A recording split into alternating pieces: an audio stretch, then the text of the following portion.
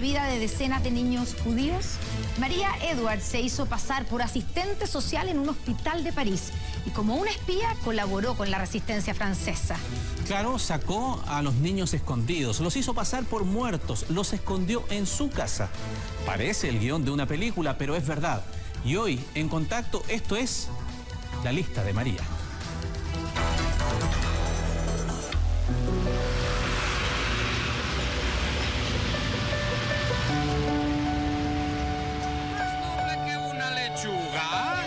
Esta es una historia que muy pocos chilenos conocen. Es el Chapulín Colorado. Interpretado por el supercomediante.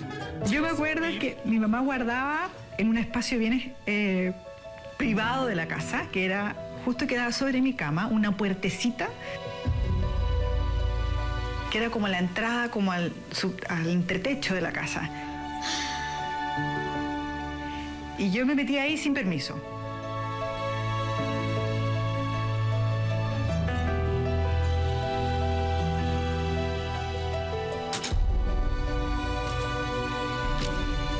Encontré esta caja de cosas de mi mamá. Y ya era esto una transgresión enorme, meterse en lo privado de mi mamá. Empiezo a cachurear y entre las cosas veo estos recortes viejos con una especie como de medalla machacada antigua. Hablaba de mi bisabuela, María Edwards, y lo que había hecho ella durante la Segunda Guerra Mundial en Francia.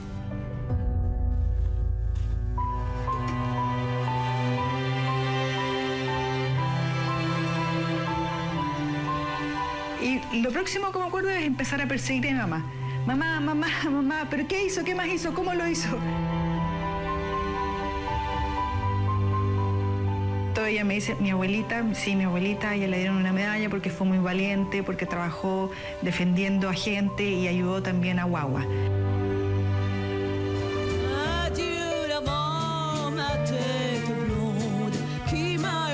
María ya vivía en Francia a comienzos de los años 40.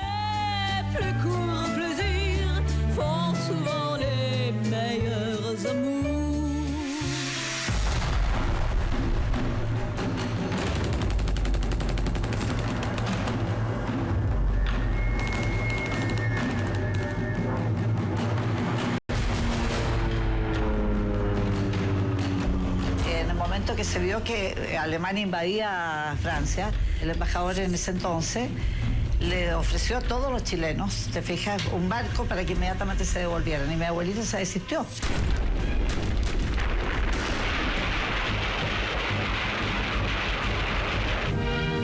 Auf dem Eiffelturm wird die Reichskriegsflagge gehisst. ¿Por qué no se venía? Entonces, siempre les quedó esa sensación de no entender de por qué no vino, por qué permanecía ahí. Entonces, no sabían lo que ella en verdad estaba haciendo.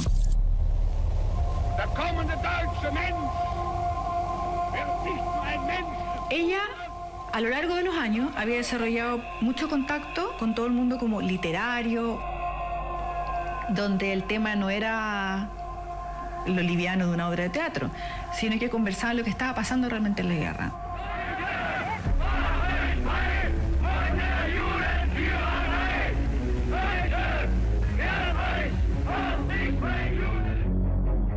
En ese grupo de amigos estaba Germain de Rothschild, que tenía un hospital en el que a diario veía lo que sucedía con los judíos bajo el sufrimiento de los nazis. Entonces María le dice, bueno, ¿y qué puedo hacer yo ahora? Y él le dice, bueno, en el hospital necesitamos ayuda.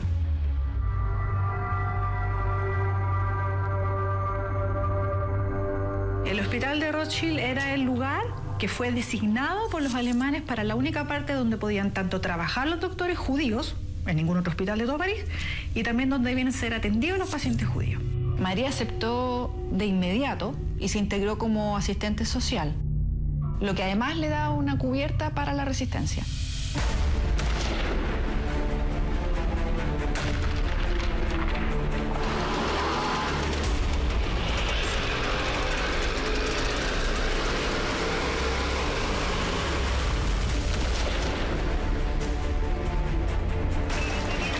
ese hospital se libró uno de los capítulos más desconocidos de la Segunda Guerra Mundial, cuando un grupo de mujeres decidió salvar a niños de morir en campos de concentración.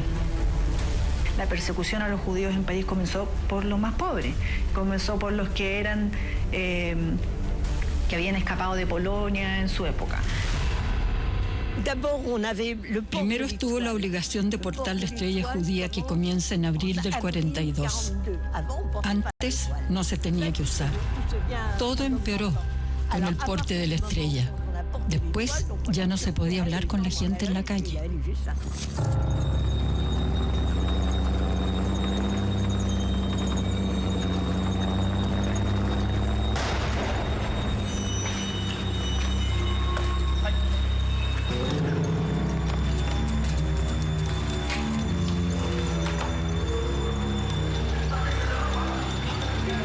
Yo era interna de medicina, tenía 21, 22 años en 1941.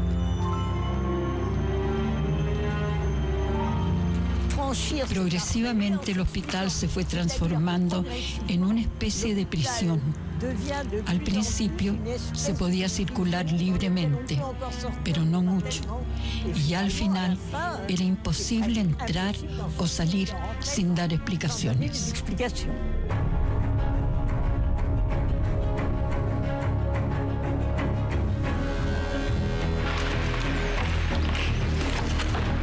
Entonces, a veces llegaban las familias completas enfermas desde el velódromo, que no era otra cosa que un centro de detención. Nosotros en el hospital veíamos llegar a los moribundos. En mi servicio no recibíamos niños, pero había otros que incluso recibían niños que morían al llegar. Decenas de niños judíos llegaban al hospital, algunos de 2, 3, 4 años, incluso de días de nacido. María no podía quedar indiferente a lo que estaba viendo. Fue así como María, junto con otros funcionarios del hospital, decidió planificar distintas medidas para salvar a los niños. No podía dejar, no podía no mirar de lo que estaba sucediendo, porque si no, de alguna manera sentía cómplice.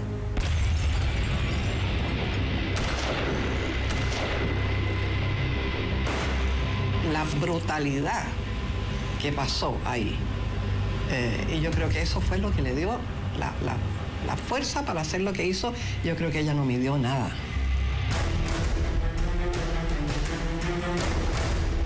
Uno de los casos más difíciles para María fue el rescate de los hermanos Friedman, de Berta de 7 y Marcel de 4. Vinieron a las 5 de la mañana. Golpearon la puerta. Mi madre no quería abrir. Y dijeron, si usted no abre, vamos a derribar la puerta. Y mi madre dijo, escúchenme, llévenme a mí, pero dejen a mis hijos aquí. Y ellos dijeron, no, tomen sus cosas, se van todos con nosotros tal como están. Estábamos en pijamas porque era de noche. Entonces mi mamá tomó lo que pudo y nos llevaron al velódromo.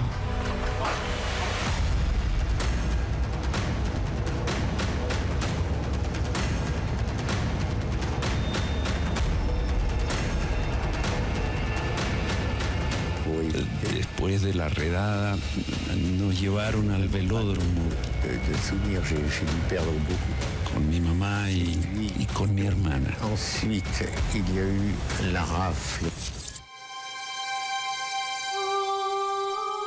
Era un horror. Todas las noches habían gritos, llantos. No podíamos dormir.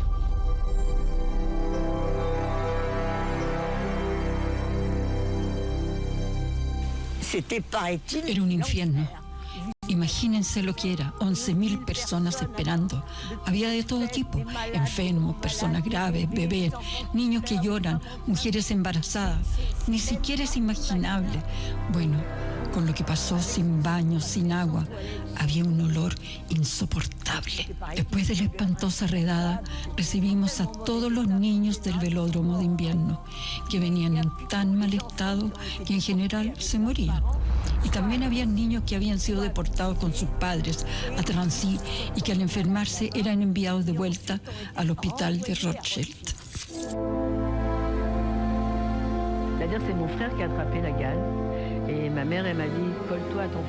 A mi hermano le dio la sarna y mi mamá me dijo, pégate a tu hermano para que te contagies, porque si no me daba la sarna me habría tenido que quedar en el velódromo.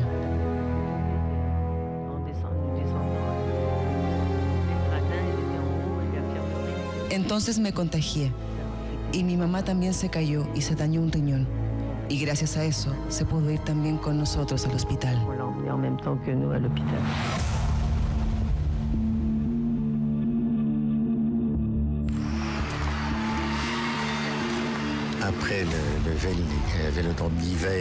Después del velódromo fuimos transportados al hospital de Rothschild. Y es ahí que la aventura de Rothschild comienza. Habían llegado en muy malas condiciones. Los habían rociado con unos polvos químicos, tenían la piel dañada. Habían enfermedades como la tuberculosis y los alemanes le tenían mucho miedo. Había sarna también. Cuando llegamos al hospital, yo tengo el recuerdo que la piel me ardía y que gritaba.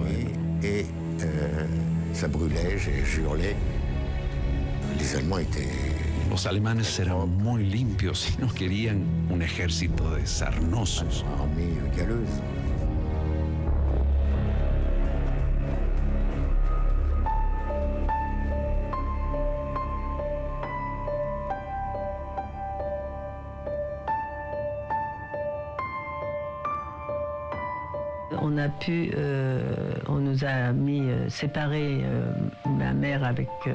Entonces nos pusieron en un pabellón de contagiados y a mi mamá en otro pabellón. Ella tenía un riñón dañado. Des contagieux et ma mère ils l'ont mis dans un autre pavillon parce qu'elle avait mal au rein, elle était tombée. Et après, cuando estábamos en el hospital, un día vinieron a buscar a mi mamá. Et un jour ils sont venus rechercher ma maman.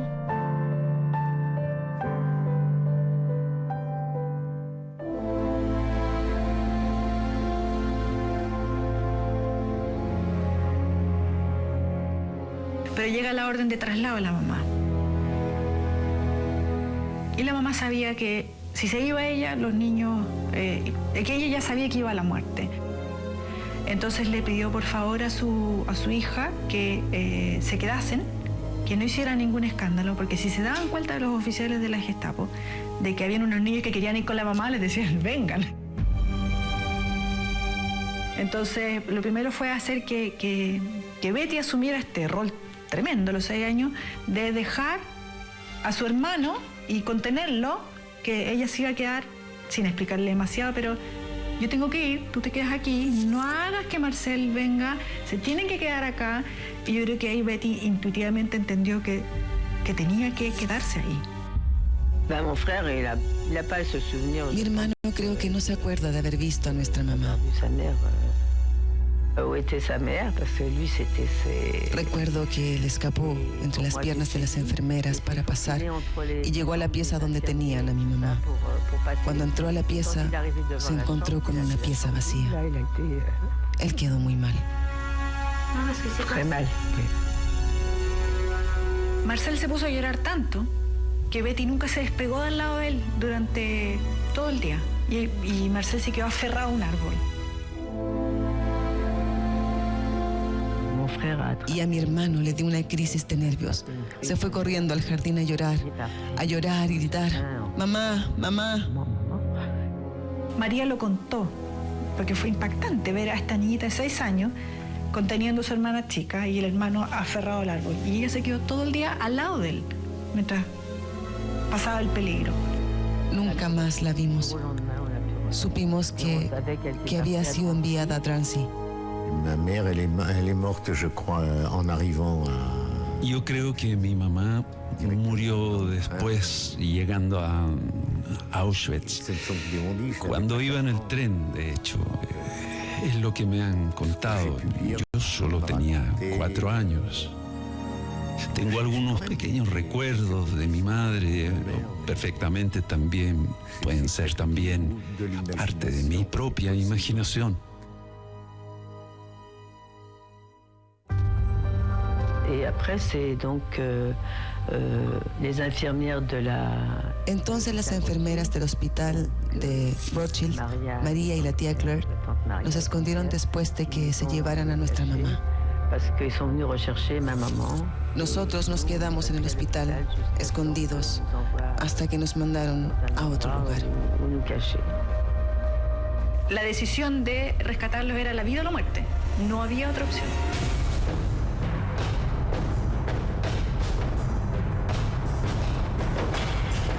En el caso de los hermanos Friedman, lo más probable es que se falsificaron los certificados de defunción y se les hizo pasar por muertos. Luego los sacaron por la morgue. Colette debe haber sido la encargada de llevarlos a un lugar seguro.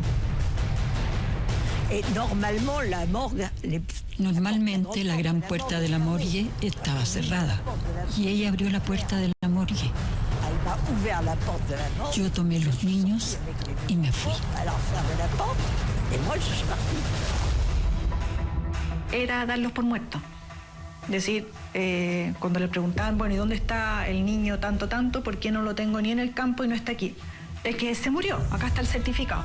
Falso, por supuesto. Entonces, ¿pero cómo le dicen? ¿Dónde está muerto? Quiero verlo. Pero es que tiene una enfermedad muy contagiosa. ¿Usted quiere que abra el ataúd? No. Lo importante en este tipo de cosas era no hacer preguntas, porque uno no quería saber. Mientras menos sabías, menor riesgo tenías de cometer errores. Entonces uno no veía más a los niños. Ni siquiera decías, oh, los niños ya no están. No era necesario hacerlo. No los veías más. Por lo tanto, sabías que estaban a salvo.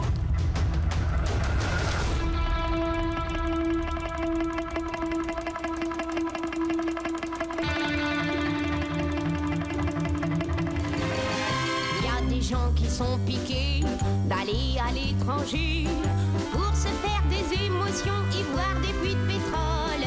Moi c'est pas compliqué, dès que je quitte mon pavé, je m'ennuie de Paris et je pense au Batignolles. Lo usual cuando los alemanes ocupaban lugares era que se relacionaban con la sociedad que permanecía en el lugar. Y ella era una persona muy importante dentro de la alta sociedad parisina y además una extranjera chilena, entonces era como especial. Y ella habitualmente recibía y hacía estas fiestas. Entonces, 2 más 2, lo normal era que los oficiales altos llegasen al departamento de María. Y ella lo permitió, porque si se mostraba como contraria a, la ponía más en la mira.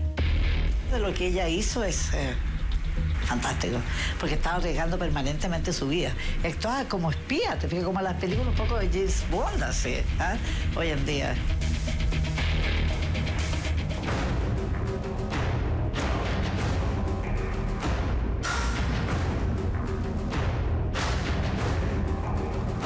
En una oportunidad, durante una de estas reuniones, María tenía escondido en su propio apartamento a un niño que ella había rescatado desde el hospital.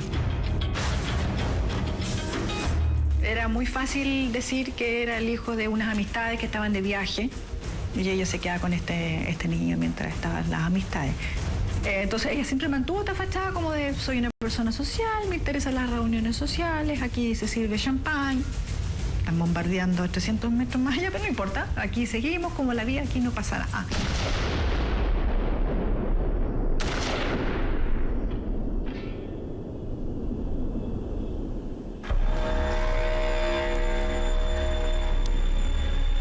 Un día los soldados nazis trajeron una mamá junto con su hija.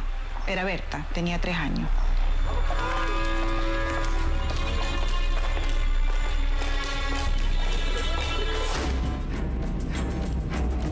El problema fue que a los días siguientes se recibió una orden de traslado hacia el campo de concentración. Entonces María convenció a su mamá, a Freya, de que la dejaran en el hospital. Había que tener el acuerdo de los padres, porque para sacar un niño y hacerlo desaparecer, había que estar de acuerdo. Entonces, en general, los padres estaban de acuerdo, porque ellos mismos estaban en condiciones deplorables y sabían que serían deportados. Entonces se va la mamá, le asentó una fiesta a la hija para distraerla, y Berta se da cuenta que no volvía la mamá, se puso furiosa porque se sentía absolutamente engañada por todo. Y la única manera de sacar a alguien así fue sedarla. Y María lo tomó en brazos bajo su capa, una niña de 20 kilos, la esconde, sale, se despide, ella no tenía control de salida.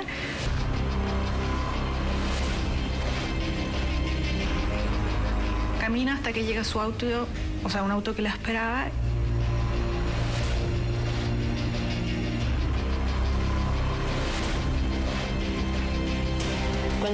Cuando tú te metes en un problema, en una cuestión que tú dices, esto es lo que yo tengo que hacer, una convicción cerrada, que tenía que salvar a tu niño sea. Si la pillaba, la pillaba.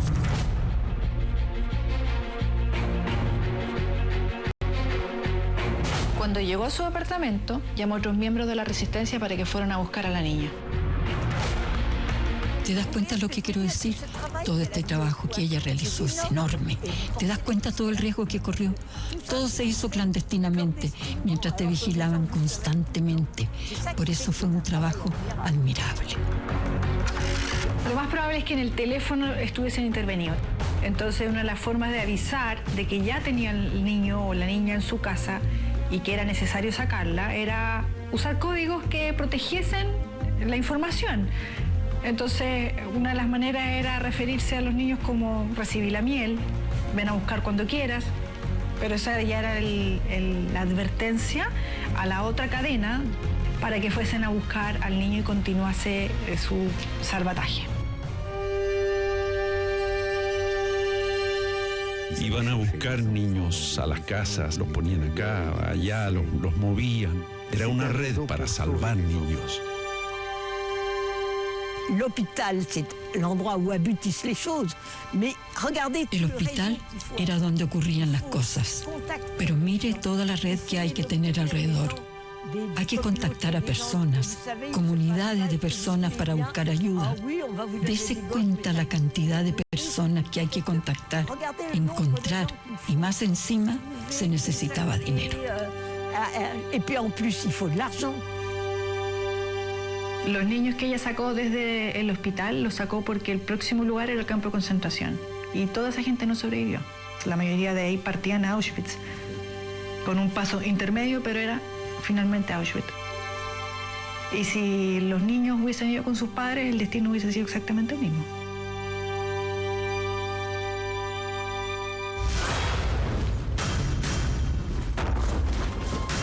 La mayor riesgo físico que tuvo fue cuando llegaron a su departamento la Gestapo y la policía de Vichy en búsqueda de una amiga que ella había encubierto de la resistencia.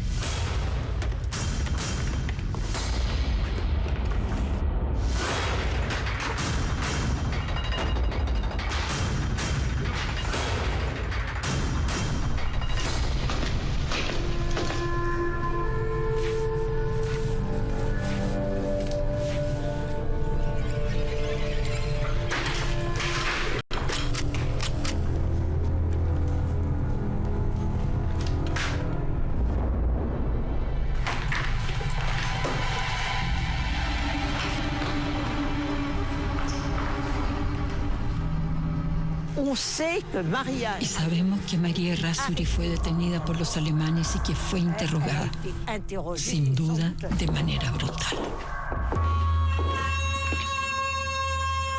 Comienzan torturándola en su casa y se encuentra con que la hacen pasearse desnuda.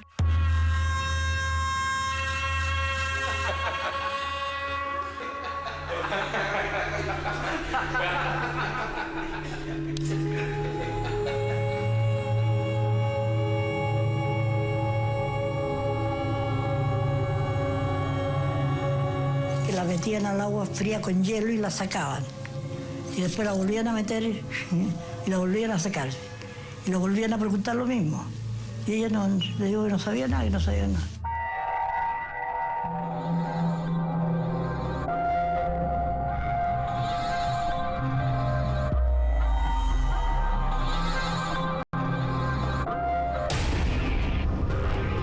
La tratan de esta manera de coaccionar para que hable y comente sobre sus redes en la resistencia y también con el rescate de los niños judíos. Lo que ella me contaba, que cuando a ella la torturaban, le pedían datos y ella daba número de teléfono de Chile.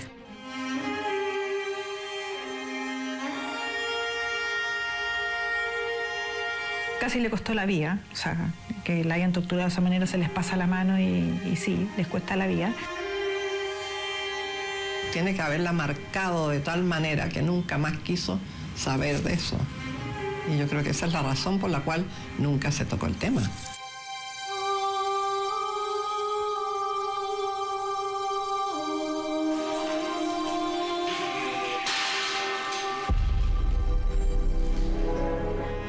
Esa tortura fue lo que cesó su actuar. Aún estábamos en guerra, pero eso no le permitió ni seguir yendo al hospital, ni seguir trabajando en la resistencia. Yo creo que ella siempre tuvo conciencia del riesgo, siempre. Ella no era una mujer sin cabeza o que actuara a la loca, sino que tenía conciencia del riesgo, pero ella a la vez decía, vale la pena.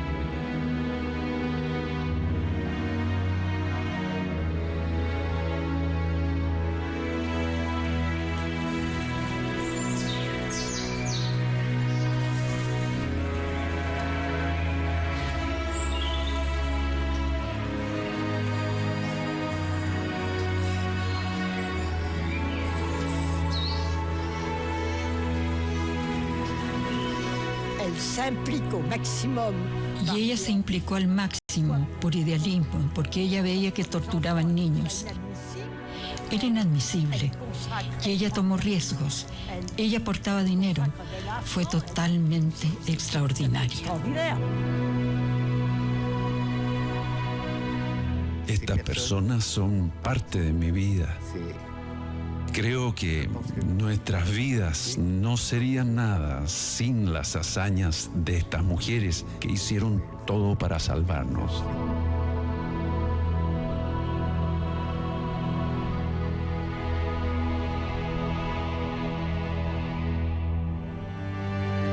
Gracias a ellas pudimos salvarnos, yo y mi hermano, y continuar nuestras vidas, cada uno por su lado. Él se casó, yo me casé. Ambos pudimos tener hijos.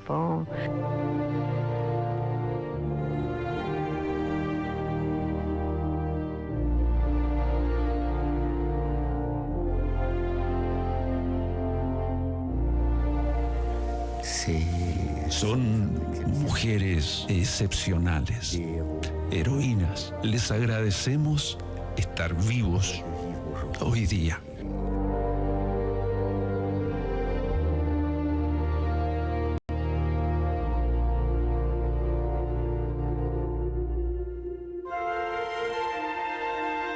Hasta hoy, nadie sabe la cifra exacta de los niños rescatados por María. Yo conozco a 10, podemos multiplicarlo por 10, no lo vamos a saber, porque ni ellos lo saben. Decenas seguro y centenas posiblemente.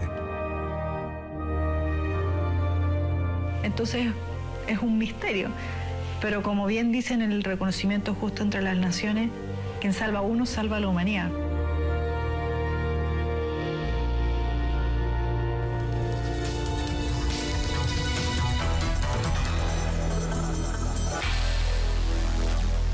capítulo escondido en la historia.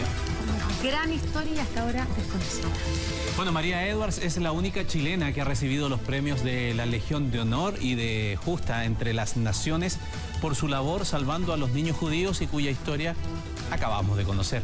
Y como siempre, el capítulo está ya desde ahora disponible en T13.cl en una versión extendida. La próxima semana tendremos un nuevo capítulo de Contacto. Ahora vamos a la pausa, ya volvemos con más Tele13.